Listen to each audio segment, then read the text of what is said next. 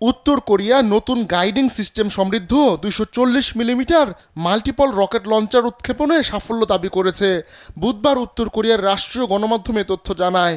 3 মাস আগেই উত্তর কোরিয়া জানিয়েছিল তারা দেশের সামরিক বাহিনীকে 240 মিলিমিটার মাল্টিপল রকেট লঞ্চারের মতো অস্ত্রে সুসজ্জিত করতে যাচ্ছে।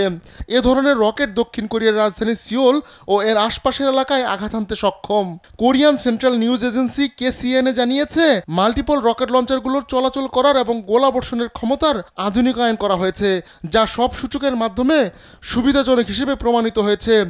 আধুনিকায়নের এই প্রক্রিয়ার মধ্যে রয়েছে নতুন প্রয়োগ করা গাইডিং সিস্টেম, নিয়ন্ত্রণ করার ব্যবস্থা এবং তাণ্ডব চালানোর সক্ষমতা। স্যান্ডেলিনা সো, রূপচর্চায় আভিজাত্য। মাত্র 2 দিন আগে সুইসাইড ড্রোন তৈরির ঘোষণা দেওয়ার পরপরই নতুন সমরাস্ত্র পরীক্ষার বিষয়টি সামনে এলো। মনুষ্যবিহীন এই আকাশযানগুলো অনেকটা গাইডেড মিসাইলের মতো শত্রুর অবস্থান লক্ষ্য করে আঘাত হানতে সক্ষম।